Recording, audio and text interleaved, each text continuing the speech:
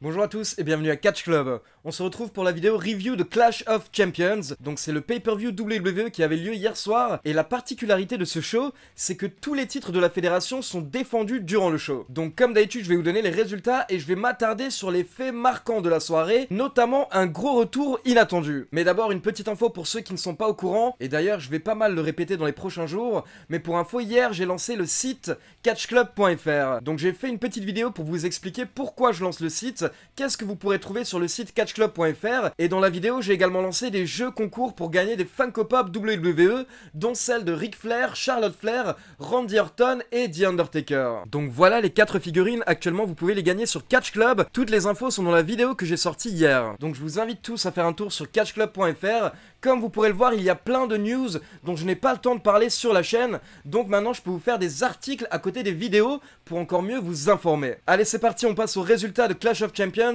On commence avec le kick-off. Donc durant le kick-off, on a eu le droit à 2 matchs.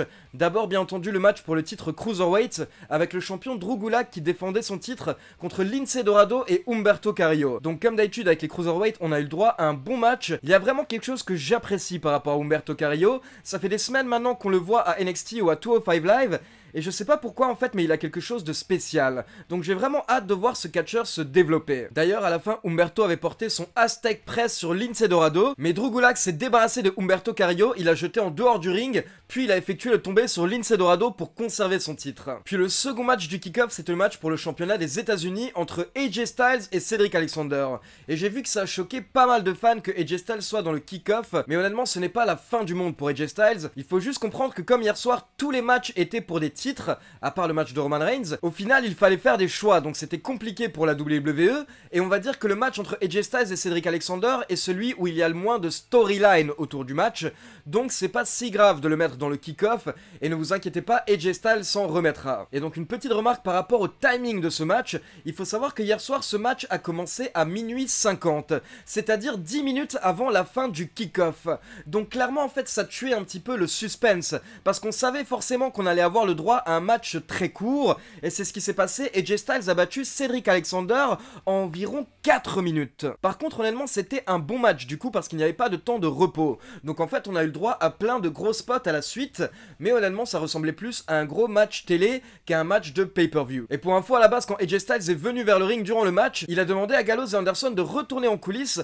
donc Styles a remporté le match tout seul hier soir avec son Styles Clash. Par contre après le match il a demandé à Gallows et Anderson de venir et ils ont attaqué Cedric Alexander. On passe maintenant à la carte principale et on commence avec Seth Rollins et Braun Strowman contre Robert Roode et Dolph Ziggler pour les titres par équipe de Raw. Comme je vous l'avais dit dans ma vidéo pronostic, je m'attendais soit à une trahison, soit à une mésentente. Et au final, on va dire qu'il y a eu une mésentente. En fait, à la fin du match, Strowman a foncé dans Robert Roode, mais du coup, il a poussé Roode sur Seth Rollins par inadvertance. Du coup, Rollins s'est retrouvé au sol et Strowman était confus. À ce moment-là, Strowman a couru vers Dolph Ziggler, mais Ziggler s'est enlevé et il a tiré les cordes, donc Strowman est tombé à l'extérieur du ring, et pendant ce temps, Seth Rollins donc était un petit peu sonné, et Robert Roode en a profité pour lui porter son Glorious DDT pour le compte de 3. Donc vainqueur et nouveau champion par équipe, Robert Roode et Dolph Ziggler. Et il faut noter que Robert Roode a effectué le tombé sur le champion universel, donc c'est pas rien. Après le match, on peut voir que Braun Strowman et Seth Rollins sont dégoûtés, et on retrouve Braun Strowman en coulisses pour une petite interview. Charlie Caruso lui demande comment est-ce qu'il va faire pour se concentrer sur le titre universel alors qu'il vient de perdre les titres par équipe. Mais Strowman précise qu'il n'a pas perdu, c'est Seth Rollins qui a perdu les titres par équipe, et maintenant Seth Rollins s'est lancé sur une série de défaites, et elle va continuer plus tard ce soir. Braun Strowman va s'en occuper personnellement. Puis dans un autre coin des coulisses, on a droit à une interview de Becky Lynch qui dit que Strowman se trompe car Seth Rollins et elle vont finir la soirée en tant que champion. Le second match de la soirée, c'était Bayley contre Charlotte Flair pour le titre féminin de SmackDown. Et on a eu le droit à un match assez court, moins de 5 minutes, et à la fin c'est Bayley qui a remporté le match en trichant légèrement. En fait, à un moment, pendant que l'arbitre ne faisait pas attention, Bayley avait enlevé l'un des coussins du turnbuckle, donc les protections du coin du ring. Du coup, quand Charlotte est venue vers elle, elle a explosé le visage de Charlotte sur le coin de ring qui n'était plus protégé. Et ce qui était très drôle, c'est qu'une fois que Bayley avait remporté le match, elle a pris sa ceinture et elle a fui en coulisses, elle est partie un petit peu comme une voleuse. Donc voilà, c'est une fin de match qui colle avec le nouveau personnage de Bayley, et clairement, je pense que la rivalité entre les deux catcheuses n'est pas terminée. On continue avec le troisième match de la soirée pour les titres par équipe de SmackDown. Donc on a les champions, le New Day, Big E et Xavier Woods contre les Revival. Et il faut savoir que dès le début du match, les Revival ont attaqué Xavier Woods et en fait ils s'en sont pris à son genou. Ils avaient déjà attaqué son genou il y a quelques semaines et donc ils ont joué sur le genou blessé de Xavier Woods durant tout le match. À la fin du match, les Revival ont porté leur Shatter Machine sur Big E à l'extérieur du ring, puis ils l'ont porté à Xavier Woods dans le ring. Et à ce moment-là, ils pouvaient effectuer le tombé, mais ils ont décidé de s'acharner sur Xavier Woods. Donc ils ont déchiré son pantalon et Scott Dawson lui a apporté une espèce de modification du figure 4 pour la victoire. Donc vainqueur et nouveau champion par équipe de SmackDown, les Revival. Je suis content pour les Revival parce qu'honnêtement c'est une équipe qui mérite d'être mise en avant. Et d'ailleurs ils prennent le micro après le match pour se vanter de leur victoire et ils annoncent la victoire de Randy Orton plus tard dans la soirée face à Kofi Kingston. Puis on retrouve Alexa Bliss et Nikki Cross pour une interview en coulisses et en fait à un moment on voit un micro à la caméra, donc ça veut dire qu'il y a un membre de l'équipe qui est en train de mal tenir le micro. Et là la caméra montre ce membre de l'équipe et il s'agit de R-Truth accompagné par Carmella et en fait ils sont déguisés en tant que techniciens de la WWE. Mais du coup Alexa Bliss n'a pas apprécié et donc elle a pris le micro pour annoncer à tout le monde que R-Truth était présent dans la salle et donc là il y a une dizaine de catcheurs qui ont débarqué et qui ont commencé à courir derrière R-Truth. Le quatrième match de la soirée c'était justement le match pour les championnats par équipe féminin entre Alexa Bliss et Nikki Cross et Mandy Rose et Sonya Deville. Et il faut savoir que durant le match d'un coup R-Truth a débarqué sur le ring. Et là les catcheuses ne savaient pas quoi faire mais d'un coup Alexa Bliss a essayé de faire le tomber sur R-Truth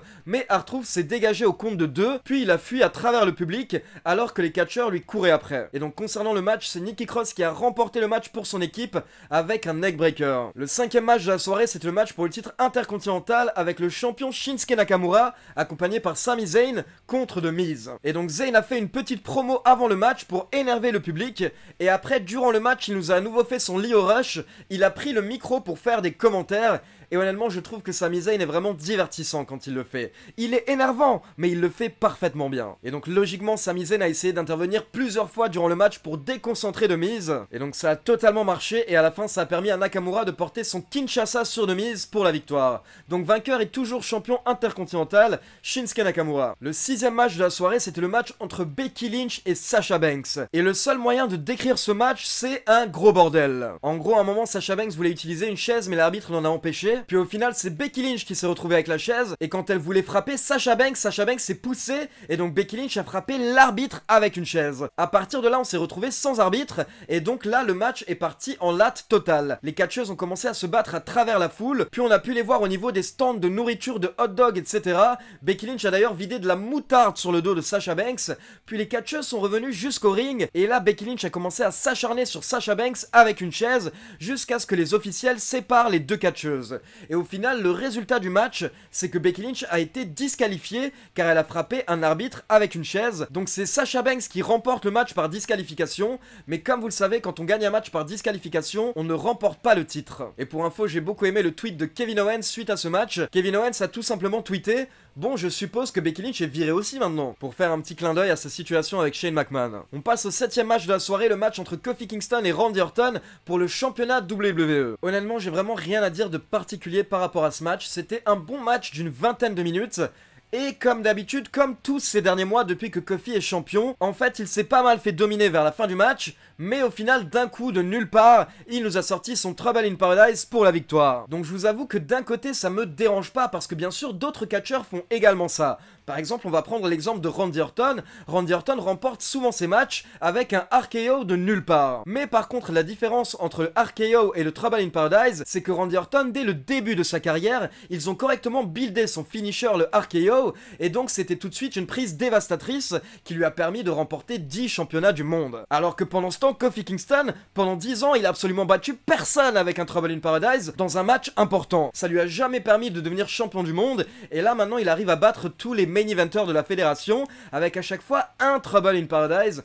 Honnêtement, c'est pas super logique. À moins qu'il ait surentraîné son pied peut-être entre temps. Maintenant, il a une jambe bionique, je ne sais pas. Mais en tout cas, on peut dire que le Trouble in Paradise est devenu le finisher le plus puissant limite de la WWE. Puis pour info, on a eu le droit à un petit segment en coulisses avec les Street Profits qui ont été rejoints par Booker T. Ensuite, on passe au 8ème match de la soirée. C'était un match sans disqualification entre Eric Rowan et Roman Reigns. Donc on a Roman Reigns qui fait son entrée, puis Rowan. Et donc dès l'entrée de Rowan, Roman Reigns est allé l'attaquer. Et donc forcément, on a eu le droit à une grosse bagarre. À un moment, moment, les deux catcheurs se sont retrouvés sur la rampe, et là, comme à Raw, Rowan voulait essayer de frapper Roman Reigns avec une caméra. Mais Roman Reigns a trouvé une espèce de barre et il a frappé Rowan avec, et au final, c'est lui qui a mis un coup de caméra à Rowan. Puis à un moment, Reigns a poussé son cri de guerre, puis il a couru vers Rowan, mais là, d'un coup, Roman Reigns s'est pris un coup de pied, un big boot, de la part de Luke Harper. Et oui, Luke Harper est de retour à la WWE, et donc ça va totalement à l'encontre de ce que je vous ai annoncé dans le dernier épisode des news, mais c'est pour ça que c'est encore plus génial, et que c'était vraiment une énorme surprise. Et donc pour info, Harper était habillé dans le même style que Rowan, il est venu pour aider son ancien coéquipier, et il a commencé à s'acharner sur Roman Reigns, ce qui a permis à Rowan de porter son Iron Claw Slam pour la victoire. Donc vainqueur Rowan, et Luke Harper est enfin de retour à la télévision. Donc petite parenthèse, comme vous l'avez vu dans les news que j'avais sorties ce week-end, dans ces news je vous avais annoncé apparemment que Harper ne sera plus utilisé par la WWE car Vince McMahon ne voit rien en Luke Harper. Et pour info, ces news venaient directement de Dave Meltzer et du Wrestling Observer, car quand je vous donne des news, je fais en sorte de prendre les meilleures sources, les sources les plus concrètes. Mais apparemment en fait Vince McMahon s'est amusé avec nous, parce qu'en fait il faut savoir que quand les médias américains sortent de grosses coupes, c'est grâce à des sources qu'ils ont, des personnes qui travaillent directement à la WWE. En gros en fait il y a des taupes à la WWE au niveau des officiels qui contactent les médias par la suite pour leur donner des scoops, et donc souvent en fait ils sont rémunérés contre les scoops. Et il faut savoir que ça a toujours été comme ça fait 30 ou 40 ans que ça fonctionne de cette manière,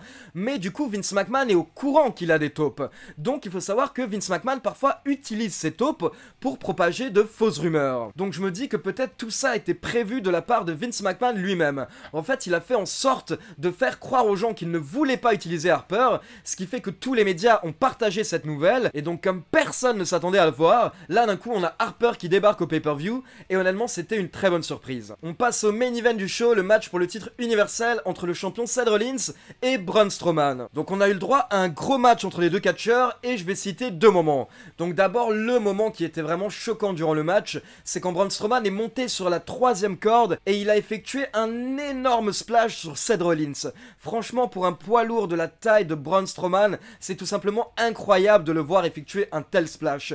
Limite c'était tellement incroyable que moi quand j'ai vu ce splash, je me suis dit que ça devrait être un finisher de Braun Strowman. Ça devrait être une prise qu'il sort 1 à 2 fois par an, par exemple à WrestleMania et à SummerSlam, que dans des matchs très importants, et honnêtement ça devrait lui permettre de remporter le match quand il fait ça, parce qu'un splash de la 3e corde de Braun Strowman, visuellement parlant c'est incroyable. Mais malgré tout Seth Rollins a réussi à s'en sortir, et à la fin il a dû porter 4 stomps et un pedigree pour réussir à remporter le match.